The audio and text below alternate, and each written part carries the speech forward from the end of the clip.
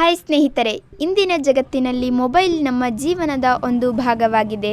ಆದರೆ ಅದಕ್ಕಿಂತ ಹೆಚ್ಚು ಬಳಸಿದಾಗ ಅದು ವ್ಯಸನವಾಗುತ್ತದೆ. ಬೆಳಗ್ಗೆ ಎದ್ದ ತಕ್ಷಣ ಮೊಬೈಲ್, ಊಟ ಮಾಡುವಾಗ ಮೊಬೈಲ್, ಮಲಗುವ ಮುನ್ನ ಮೊಬೈಲ್, ಹೀಗೆ ದಿನದ ಬಹುಪಾಲು ಸಮಯ ಪರದೆಯ ಮುಂದೆ ಕಳೆಯುತ್ತೇವೆ. ಮೊದಲು ಮನೋರಂಜನೆಗಾಗಿ ಹಿಡಿದ ಮೊಬೈಲ್ ನಂತರ ನಮ್ಮ ಸಮಯವನ್ನು, ಗಮನವನ್ನು ಮತ್ತು ಕೆಲವೊಮ್ಮೆ ನಮ್ಮ ಕನಸುಗಳನ್ನು ಕದಿಯಲು ಆರಂಭಿಸುತ್ತದೆ.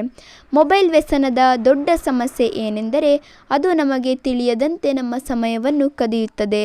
ಇನ್ನೂ 5 ನಿಮಿಷ ಎಂದು ವಿಡಿಯೋ ನೋಡಲು ಆರಂಭಿಸಿದರೆ ಕೆಲವೊಮ್ಮೆ 1 ಗಂಟೆ ಕಳೆದು ಹೋಗುತ್ತದೆ.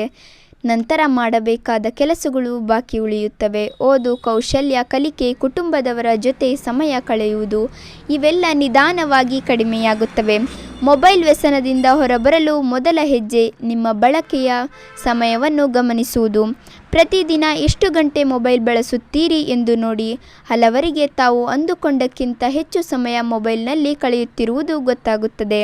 ಸಮಯವನ್ನು ಗುರುತಿಸುವುದೇ ಪರಿಹಾರದ ಮೊದಲ ಹೆಜ್ಜೆ. ಎರಡನೇ ಹೆಜ್ಜೆ, ಅಗತ್ಯವಿಲ್ಲದ ಸೂಚನೆಗಳನ್ನು ಆಫ್ ಮಾಡಿ.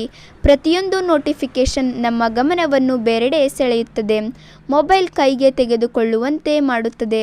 ಅಗತ್ಯವಿರುವ ಅಪ್ಲಿಕೇಶನ್ಗಳನ್ನು ಮಾತ್ರ ನೋಟಿಫಿಕೇಷನ್ಗೆ ಬಿಡಿ. ಮೂರನೇ ಹೆಜ್ಜೆ, ಮೊಬೈಲ್ ಬಳಕೆಗೆ ಸಮಯದ ಮಿತಿ ಇಡುವುದು. ಉದಾಹರಣೆಗೆ, ಸಾಮಾಜಿಕ ಜಾಲತಾಣಗಳಿಗೆ ದಿನಕ್ಕೆ 30 ನಿಮಿಷ ಅಥವಾ 1 ಗಂಟೆ ಮಾತ್ರ ನಿರ್ಧರಿಸಿ. ಮೊದಲಿಗೆ ಕಷ್ಟ ಅನ್ನಿಸಬಹುದು, ಆದರೆ ನಿಧಾನವಾಗಿ ಅದು ಅಭ್ಯಾಸವಾಗುತ್ತದೆ. ನಾಲ್ಕನೇ ಹೆಜ್ಜೆ, ಮೊಬೈಲ್ಗೆ ಬದಲಾಗಿ ಬೇರೆ ಚಟುವಟಿಕೆಗಳನ್ನು ಹುಡುಕುವುದು. ಪುಸ್ತಕ ಓದುವುದು, ವ್ಯಾಯಾಮ ಮಾಡುವುದು, ಹೊಸ ಕೌಶಲ್ಯಗಳನ್ನು ಕಲಿಯುವುದು ಅಥವಾ ಕುಟುಂಬದವರ ಜೊತೆ ಮಾತನಾಡುವುದು. ಇವು ಮನಸ್ಸನ್ನು ಆರೋಗ್ಯಕರವಾಗಿ ಇಡುತ್ತವೆ. ಖಾಲಿ ಸಮಯ ಇದ್ದಾಗ ಮೊಬೈಲ್ ಹಿಡಿಯುವ ಅಭ್ಯಾಸ ನಿಧಾನವಾಗಿ ಕಡಿಮೆ ಮಾಡಿ. ನೆನಪಿಡಿ, ಮೊಬೈಲ್ ಒಂದು ಸಾಧನ ಮಾತ್ರ, ಅದು ನಮ್ಮ ಜೀವನವನ್ನು ನಿಯಂತ್ರಿಸಬಾರದು. ನೀವು ಮೊಬೈಲನ್ನು ಬಳಸಬೇಕು, ಮೊಬೈಲ್ ನಿಮ್ಮನ್ನು ಬಳಸಬಾರದು. ಇಂದೇ ಒಂದು ಸಣ್ಣ ನಿರ್ಧಾರ ಮಾಡಿ, ಮೊಬೈಲ್ ಬಳಕೆಯನ್ನು ಸ್ವಲ್ಪ ಕಡಿಮೆ ಮಾಡಿ.